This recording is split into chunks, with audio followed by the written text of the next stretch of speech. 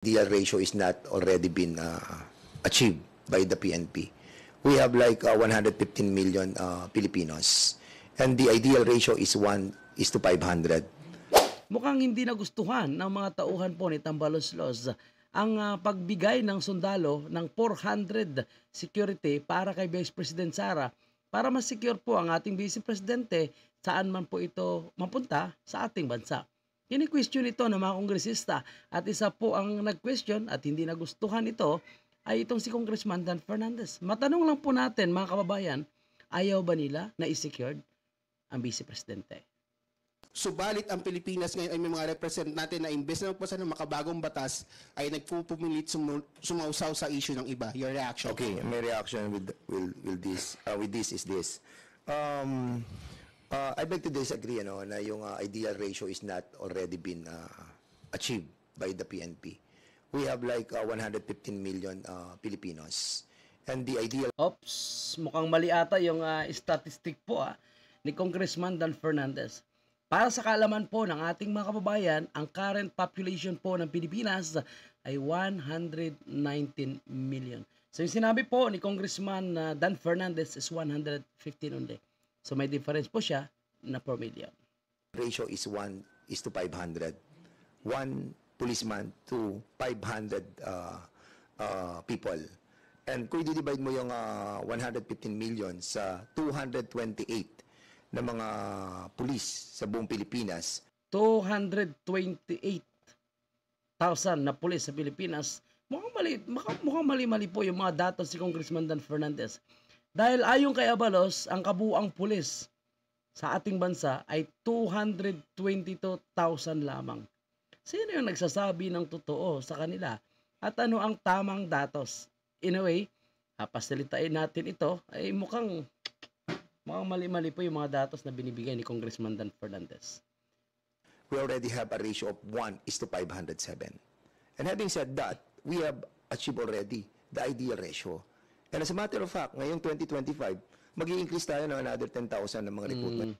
Yan ay pangako pa lang, plano pa lang. Alam naman po natin na mahirap po ngayon itong mga pangako dahil panay po napapako itong mga pangako po ng administrasyon ito. Okay mga kababayan po natin. Kino-compute po ni Congressman Dan Fernandez na yung ating pulis daw ay 228,000 samantala sabi ni Abalos ay 222,000 lamang.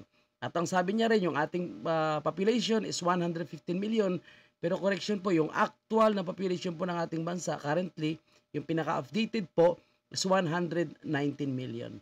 So ngayon i-divide daw mayroon ng 1:500. Okay. Paano nyo nasabi na may 1:100? Unang-una, yung mga police personnel po na naka-assign sa mga congressman, mga senador, VIPs, businessman, retired police, retired sundalo, undersecretary, at kung sino-sino pa, ilang libo yan. So sinama po ba yan ni Congressman Dan Fernandez sa kanyang computation? I think hindi po makabayan po natin. So, nakita natin na sila po ay nagbibigay lang po sila ng computation pero hindi nila chine-check po yung actual na data. So, bakit nila pinag-iinitan kung may mga police personnel na ina-assign po kay Vice President Sara, kung may sundalo na ina-assign kay Vice President Sara, bakit nila sinisentruhan ito? Ano yung problema nila? Kung sila nga po gusto nila ma-secured ang kanilang buhay, sila ay mga congressman, samantala yung pangalawang pinakamataas na opisyal ng ating bansa, mukhang ayaw nila i-secure. Mukhang gusto nilang hindi nabibigyan ng security. Ng mga bagong pulis. Now, yun naman pagdating sa AFP na sinasabi natin na meron hindi ko alam kung confirm to, na meron siyang 400 na AFP.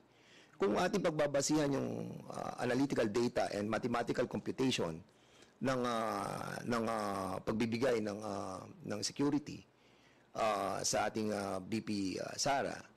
Kasi meron tayong 150,000 na AFP. Kung titingnan nyo yung records, statistics. And we are archipelagic nation, di ba?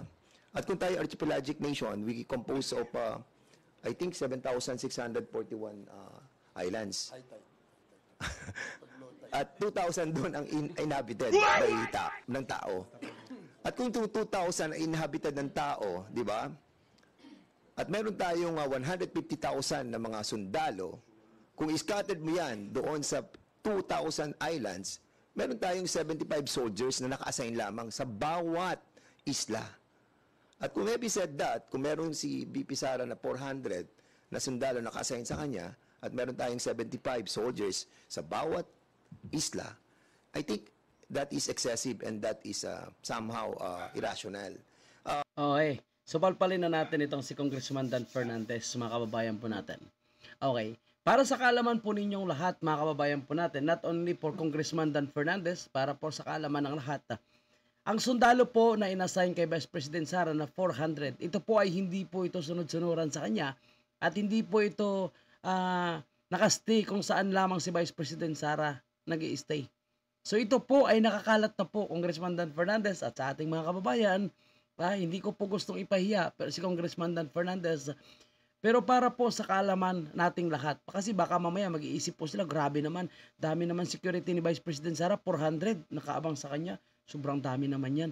Di ba, kini-question pa nga ni Gadon dahil 50,000 daw ang sahod ng pulis ni Vice President Sara. Anyway, mamaya pupuntahan natin si Gadon yan. Dito muna tayo kay Congressman Dan Fernandez. Para sa atin lahat, mga kababayan po natin, kasama po si Congressman Dan Fernandez, ang mga sundalo na naka-assign po kay Vice President Sara ay nakakalat po yan sa buong bansa. At yan po ay i-activate lamang ng kanilang pinaka-commander kung kinakailangan, lalong-lalo na po kung saan mapupunta itong si Vice President Sara. For example, sa Visayas, sabihin natin may 50 na sundalo doon, yan po ay naipili na naka-assign bilang security details po ni Vice President Sara.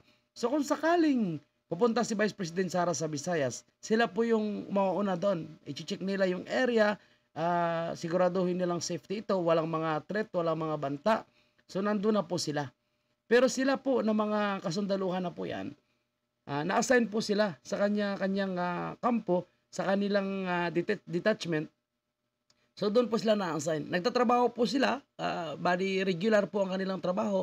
So ibig sabihin, kung isang taon hindi pupunta si Vice President Sara sa lugar na kung saan nandun sila nakastay, ibig sabihin, hindi po sila magbabantay.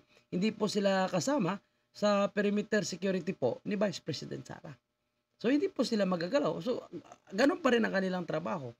So anong problema doon, di ba? Walang problema. Kasi ganun din naman eh. Kahit kayo mga congressman, pag pumunta po kayo sa isang lugar, kahit wala po kayong ganong karaming security, di ba nakikipag-coordinate din kayo sa pulis at kasundaluhan po natin.